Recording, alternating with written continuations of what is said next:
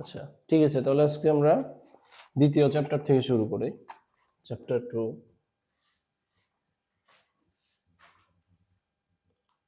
তো দ্বিতীয় চ্যাপ্টারের নাম হলো সূচক ধারা বা এক্সপোনেনশিয়াল সিরিজ। তো এই চ্যাপ্টারের প্রথমে আমরা একটা প্রমাণ দেখব। এই প্রমাণটা কি পারো, একবার করছিল এর আগে? আচ্ছা, এই প্রমাণটা আমরা দেখব। তো 2.2 প্রমাণটা হলো 2.2। এই 2.2 কি বলতেছে, যে প্রমাণ করতে হবে যে দেখো ই এর একটা ধারা আছে 2.1 আছে, কি 2.1 আছে, ই এর একটা ধারা আছে, ই ধারা, দেখো ই ধারা লেখা আছে। তো ই ধারাটা কেমন হবে? ই ধারা সমান হবে 1 plus 1 divided 1 factorial plus 1 divided 2 factorial plus 1 divided কত 3 ফ্যাক্টোরিয়াল। এরকম ভাবে কি চলতে থাকবে নাকি? এরকম ভাবে dot dot dot dot plus 1 divided r তম ফ্যাক্টোরিয়াল পদ পর্যন্ত কি তো চলতে থাকবে আমাদের, বা অসীম পর্যন্ত এটা চলতে থাকবে। এটা হলো ই ধারা। তো 2.2 এ যেটা বলতেছে 2.2, এই প্রমাণটা দেখো অনেকবার আসছে, এই কারণে প্রমাণটা করাচ্ছি। হ্যাঁ, বলতেছে যে প্রমাণ করতে হবে যে ই একটি অসীম সংখ্যা। কি সংখ্যা? অসীম সংখ্যা। এবং ই এর মান 2 অপেক্ষা বৃহত্তর কিন্তু 3 অপেক্ষা কি হবে ক্ষুদ্রতর। Prove that E is finite and lies between 2 and 3। আচ্ছা, প্রমাণ করতে হবে। আচ্ছা, তো আমরা প্রথমে লিখবো we know, বা আমরা জানি, we know E সমান কি? E সমান 1 divided 1 plus 1 plus 1 divided 1 factorial plus 1 divided 2 factorial plus 1 divided 3 factorial. এভাবে কি চলতে থাকবে নাকি? চলতে থাকবে কতদূর পর্যন্ত বলো? ইনফিনিটি পর্যন্ত নাকি? ইনফিনিটি পর্যন্ত, ইনফিনিটি পর্যন্ত। আচ্ছা, এখন একটা জিনিস খেয়াল করো যে এইখানে ই এর যে মানটা হবে, দেখো তো 1 প্লাস 1 ডিভাইডেড 1 ফ্যাক্টোরিয়াল এর মান কত? 1 প্লাস 1 ডিভাইডেড কত 2 factorial plus 1 divided 3 factorial plus dot dot dot dot চলতে থাকবে ইনফিনিটি পর্যন্ত। তাহলে ই সমান সমান হবে 1 প্লাস 1 ডিভাইডেড 1 মানে কি 1 plus 1 divided 2 factorial plus 1 divided 3 factorial plus dot dot dot dot infinity. আচ্ছা বলো তো 1 প্লাস 1 কত হবে? 2। ই সমান 2 plus 1 divided 2 factorial plus 1 divided 3 factorial plus dot dot dot dot infinity. আচ্ছা দেখো তো ই এর মান 2 প্লাস এটা সামথিং প্লাস কি যত ক্ষুদ্রতম সংখ্যা বা যতই ছোট সংখ্যা হোক না কেন, সেটা কি 2 অপেক্ষা বড় হবে কিনা? 2 অপেক্ষা বড় হবে। তার মানে আমরা এটা প্রমাণিত করে ফেলছি নাকি? প্রমাণ করে ফেলছি যে এর মান কি অপেক্ষা বড় বলো? 2 অপেক্ষা বড়। ই এর মান 2 অপেক্ষা বড় হবে, সবসময়ের জন্য 2 অপেক্ষা বড় হবে। এখন আরেকটা জিনিস প্রমাণ করা বাকি আছে, সেটা হলো যে 3 অপেক্ষা কি হবে? ছোট হতে হবে। 3 অপেক্ষা ছোট হবে। তো আমরা জিনিসটা এইভাবে দেখাইলাম, অথবা এভাবে দেখাতে পারি, সমস্যা নেই। 2 তুমি যেভাবে দেখাও না কেন সমস্যা নেই। তো আমরা একটা প্রমাণ করছি, এখন জাস্ট এই প্রমাণটা করব। এই প্রমাণটা করতে হলে দেখো একটা জিনিস তোমাকে দেখাই, সেটা হলো যে 2 ফ্যাক্টোরিয়াল মানে কি বলো? হ্যাঁ, 2 ফ্যাক্টোরিয়াল মানে 2 গুণন 1। 3 ফ্যাক্টোরিয়াল মানে কি 3 গুণন 2 গুণন 1। 4 ফ্যাক্টোরিয়াল মানে কি 4 ফ্যাক্টোরিয়াল মানে 4 গুণন 3 গুণন 2 গুণন 1। আচ্ছা, এটার মান কত আসবে 2, এটার মান কত আসবে 6, এটার মান কত আসবে 24। আচ্ছা, তোমাকে যদি এখন বলি যে এই ক্ষেত্রে দেখো একটা জিনিস বলা যায় যে 1 ডিভাইডেড 2 ফ্যাক্টোরিয়ালও যা 1 ডিভাইডেড 2 এটাও একই জিনিস, সমান না? এই সমান কিনা বলো? এটা কি সমান না? 1 ডিভাইডেড 2 হলো, এটা কি 2 আসবে। যদি বলি এখন 3 factorial 1 divided 3 factorial 1 divided 3 factorial equal to এই পাশে কি হবে বলো তো? এইটা অপেক্ষা বড় হবে কিনা দেখো। এই জিনিসটা এইভাবে দেখাবো যে এখানে কত আসলো, 6 আসলো। এই 6 দেখো তো 2 স্কয়ার অপেক্ষা বড় কিনা বলো, 2 স্কয়ার অপেক্ষা বড় কিনা। আচ্ছা এই 4 2 টু দি পাওয়ার কি অপেক্ষা বড় কিনা বলো, 2 টু দি পাওয়ার কি অপেক্ষা বড় কিনা বলো। এটা কি লজিক? লজিক আছে? আচ্ছা এই প্রমাণটা যে আমি করতেছি, এই প্রমাণটা কি তুমি করছো? আমি করছি? এই প্রমাণটা কোনো একটা ম্যাথমেটিশিয়ান করছে নাকি? তো সেই প্রমাণটা যখন আমরা করব, তখন আমাদের নিজের মনের ভাষা ব্যবহার করলে হবে? সে যেভাবে প্রমাণ করছে সেই প্রমাণ সেই ওয়েতে আমাদের কি করতে হবে, যেতে হবে। আমরা হয়তো আমাদের মতো করতে পারবো, কিন্তু অন্য কিছু আসবে, কিন্তু ওর কাঙ্ক্ষিত ওই প্রমাণটা নাও আসতে পারে। কথা বুঝছো? এটাও বিষয়। তাহলে এটা আসলো, তার মানে এখন একটা জিনিস খেয়াল করো যে 1/3 এই ক্ষেত্রে একটু খেয়াল করো তো এটা হবে কিনা। এখন কি তুমি এটা বলতে পারবা?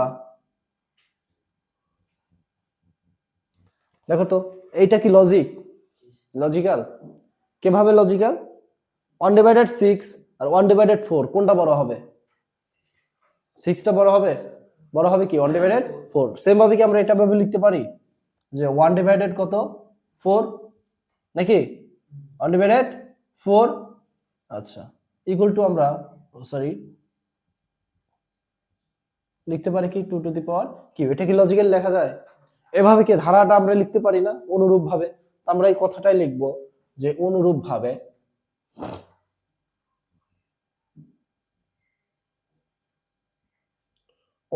লিখতে পারি 1/5 ফ্যাক্টোরিয়াল,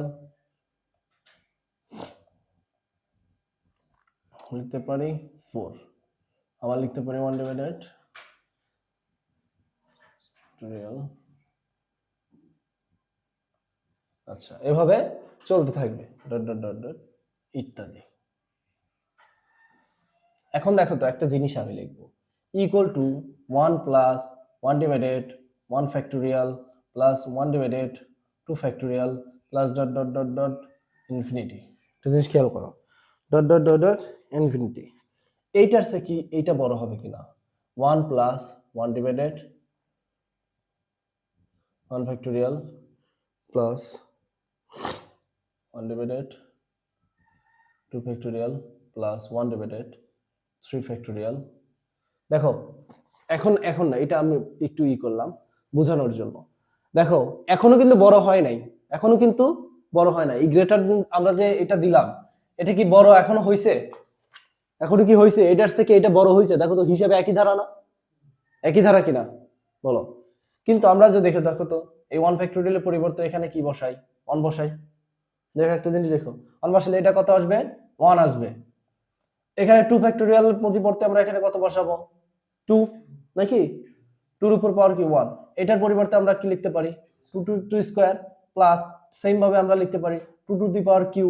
মানে এই ফ্যাক্টোরিয়ালের এগুলোর পরিবর্তে দেখো যদি আমরা ওইগুলো লিখি সবগুলোই কি এগুলোর চেয়ে এটা বড় ছিল না? এগুলোর চেয়ে এটা বড় ছিল না? দেখো এই ফ্যাক্টোরিয়াল গুলোর চেয়ে কিন্তু এইগুলোর মান কিন্তু বড় ছিল। তার মানে আমরা কিন্তু সবগুলো সামগ্রিকভাবেও কিন্তু আমরা এটা দেখাতে পারি যে এই সবগুলোর চেয়ে এইগুলোর কি বড়, এটা আমরা দেখাতে পারি। আচ্ছা তো এগুলো কি চলতে থাকবে ইনফিনিটি পর্যন্ত।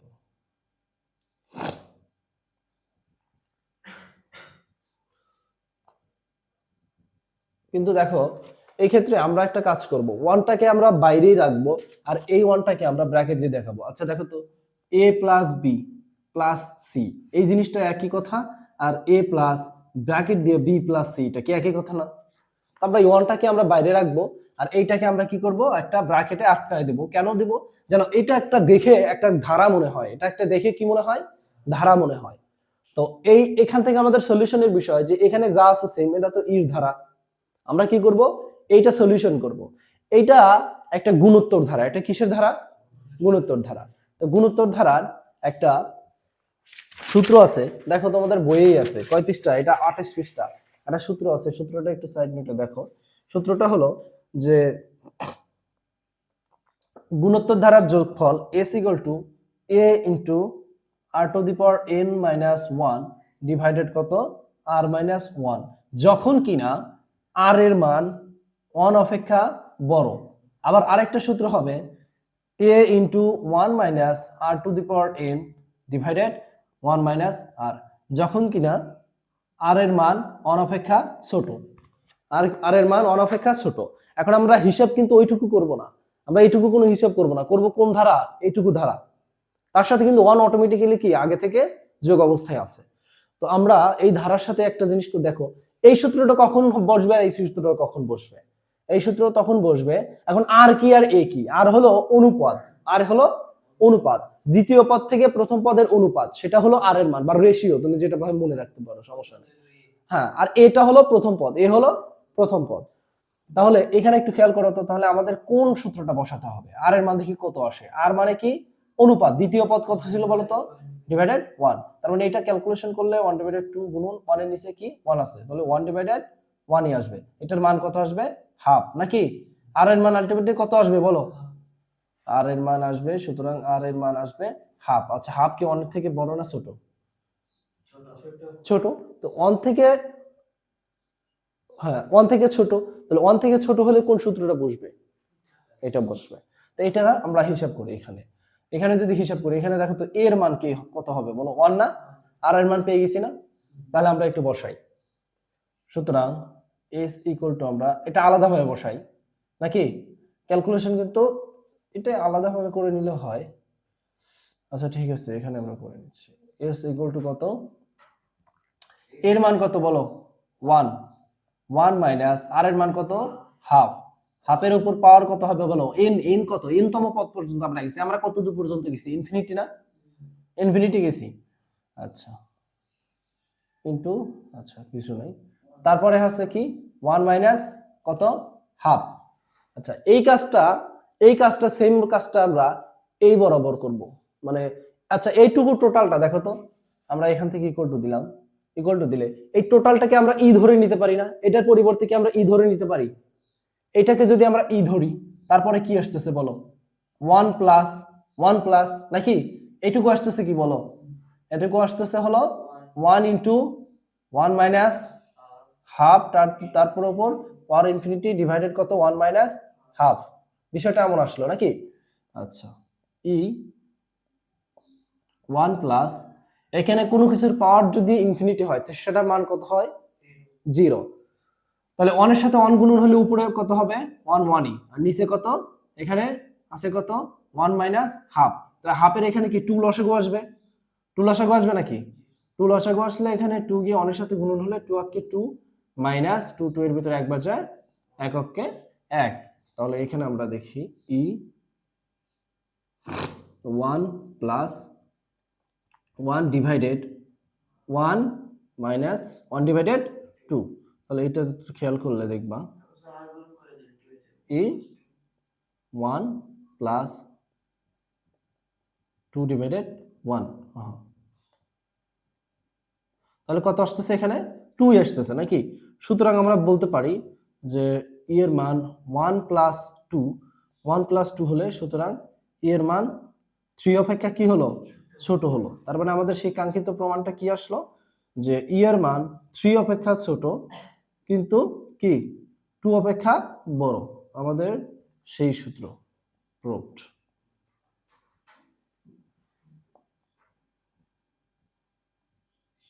সেই প্রমাণিত। হ্যাঁ, এটা একটু তুলে নাও।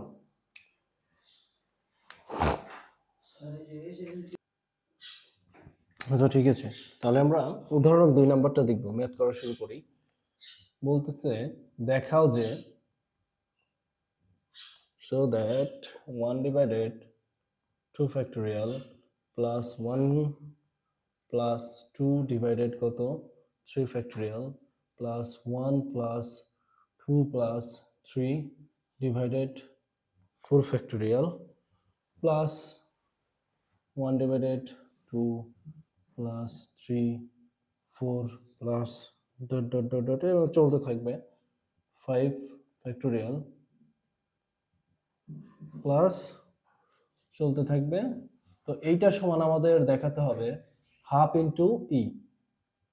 এই হাফ ইন্টু ই মানে কি বলতো, ইটা কি উপরে না, ই ডিভাইডেড 2, হাফ ইন্টু ই মানে কি ই ডিভাইডেড 2। এগুলো ম্যাথ করছিল এর আগে? আচ্ছা, এই ক্ষেত্রে এখানে আমাদের যে কাজটা করব, লিখব প্রদত্ত ধারার n তম পদ। প্রদত্ত ধারার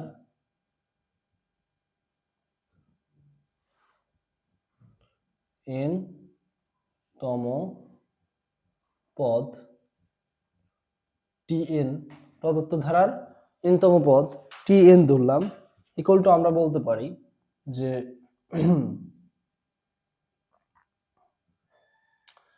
1 plus 2 plus 3 plus 4 plus dot dot dot dot চলতে থাকবে নাকি, প্লাস কত n পর্যন্ত, n তম পদ পর্যন্ত চলতে থাকে, divided n plus 1, n plus 1।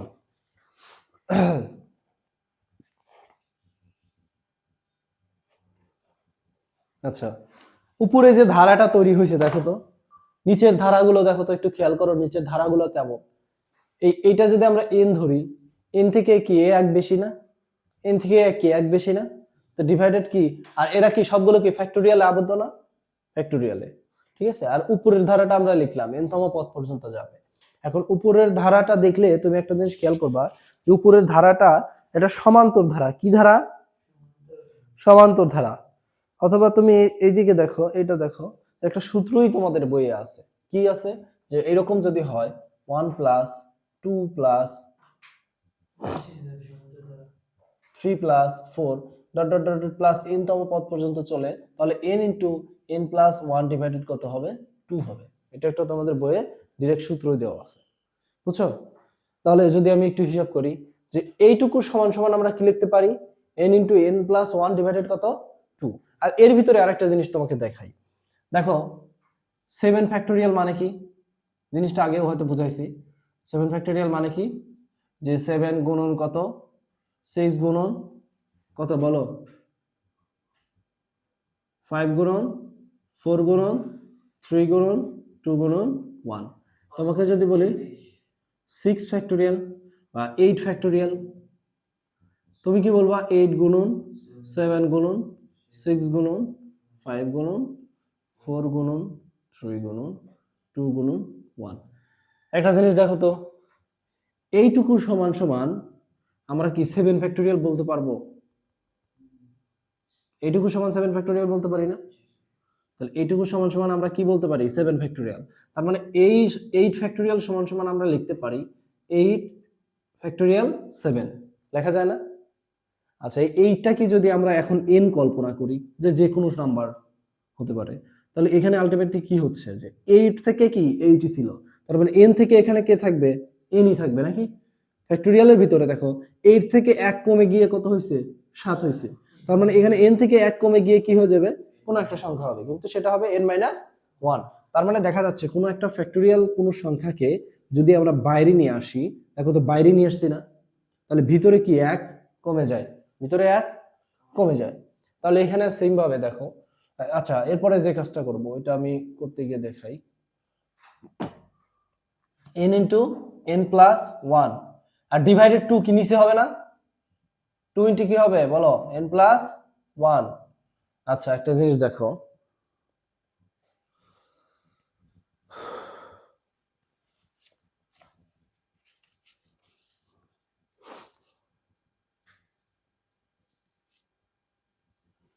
একটা জিনিস দেখো, তো আমাদের এখন যে কোনো ভাবে হলো, যে কোনো ভাবে হোক আমাদের উপরে n থাকা যাবে না, উপরে কি থাকা যাবে না, n থাকা যাবে না, নিচে n থাকুক কোনো সমস্যা নেই, উপরে আমাদের কি থাকা যাবে না, n থাকা যাবে না। তো উপরে যদি আমরা n ভ্যানিশ করতে চাই, সেম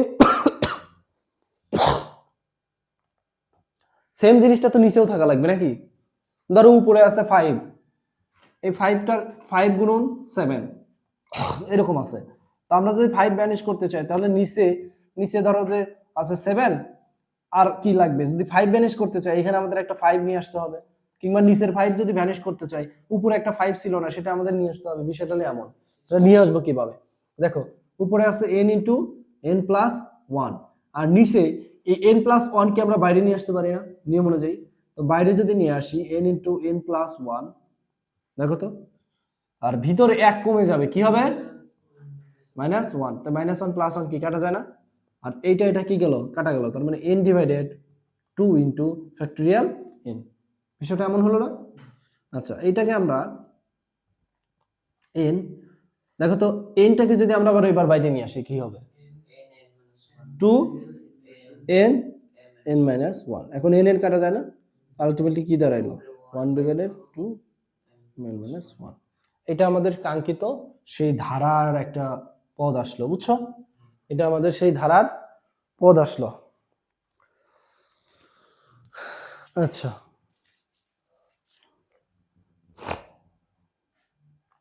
এখন আমরা জিনিসটা লিখবো, জিনিসটা একটু মুছে দিলাম বাম পাশে ডান পাশে।